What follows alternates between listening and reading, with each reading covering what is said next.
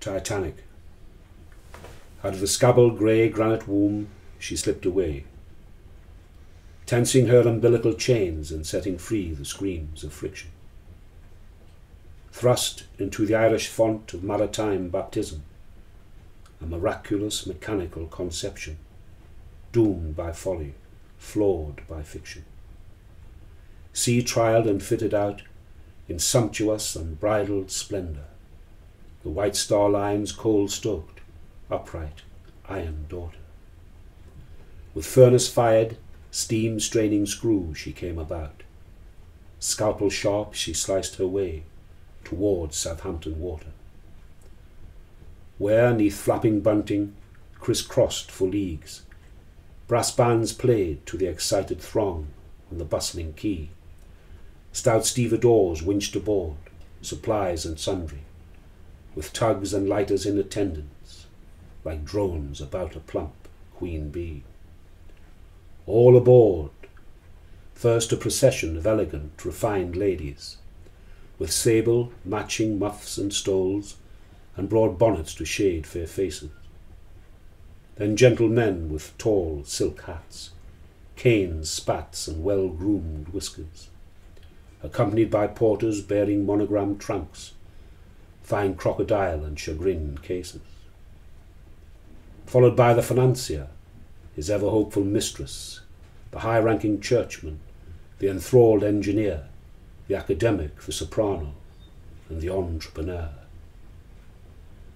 The surgeon, the artisan, the impostor, his accomplice, the artist, the broken-hearted lover, the gambler, the actress, and the disinherited heir. All settling into their staterooms, their stations and their berths, as bowlines freed the bollards, the late arrivals embark, completing a mixed lot of humanity, voyagers of destiny, on a hope-filled, transatlantic, new century Noah's Ark.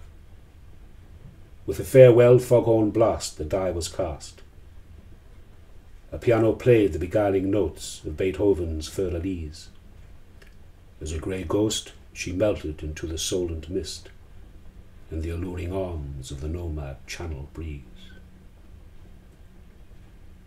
First port a continental call into Cherbourg, Normandy, to impress the coutured citizens of cultured La Belle France. The air was filled with the Gallic flair of accordion and tricolore, as a chorus sang from land to ship, bon voyage, au revoir, bonne chance. Underway she ploughed a furrow through the western approaches, then scored a swathe across the Celtic Sea. As her wash faded into distant, lapping memories, she slowed over the harbour bar and sidled up to the Queenstown quay. In her shadow from all parts and paths a medley amassed, a butcher from the Burren, a curly courtier from Connemara, a Sligo seamstress, a turf cutter from Tralee, 2 horse traders from Tip and Tullimore, and a fiddler born in Tara.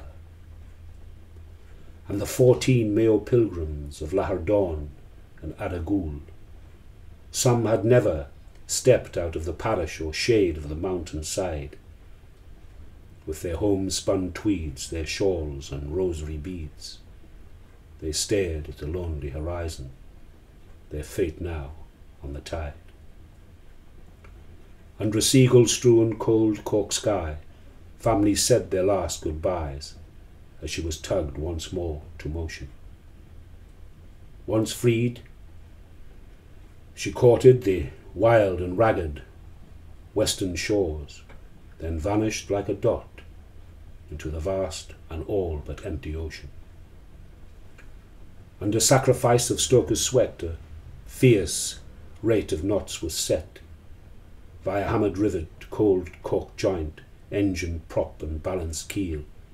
She pumped her heart like a hummingbird and surged headlong into a starlit gauntlet, an icy trial by ordeal.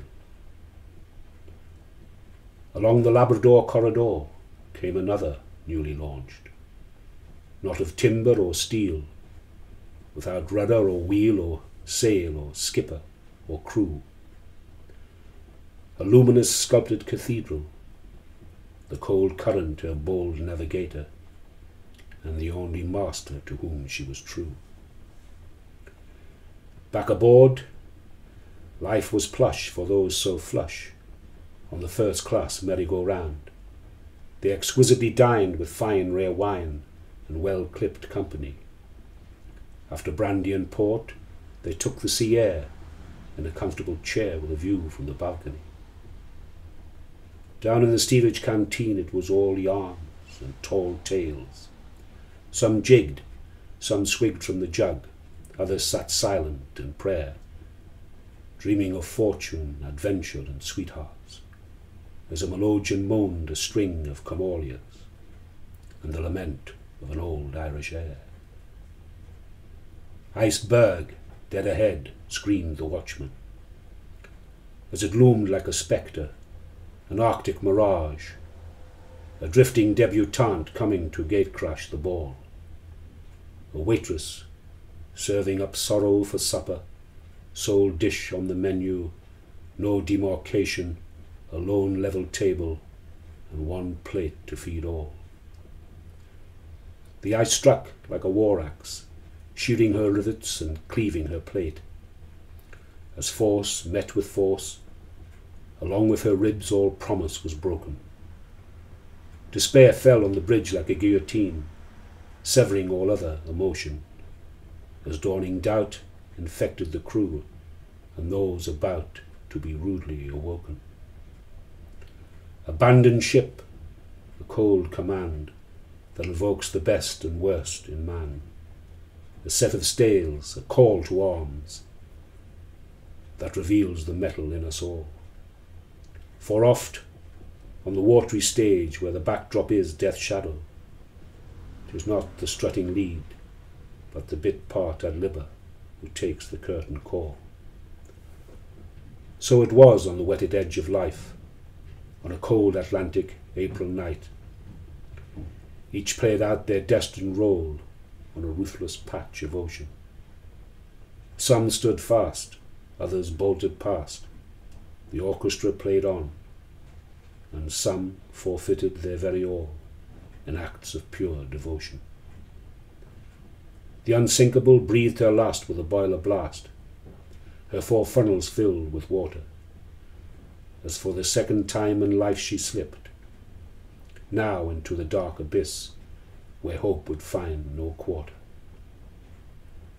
1,513 souls the cruel maiden claimed for the deep. The lifeboats in Carpathia rescued remaining passengers and crew.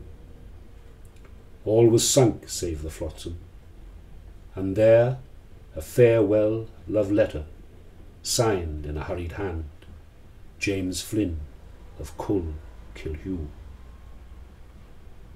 And the frozen flakes migrated on and melted many teardrops into the sad Sargasso Sea, and blessed the silver eels, returning to the rivers of the angled isles to set the spirits free.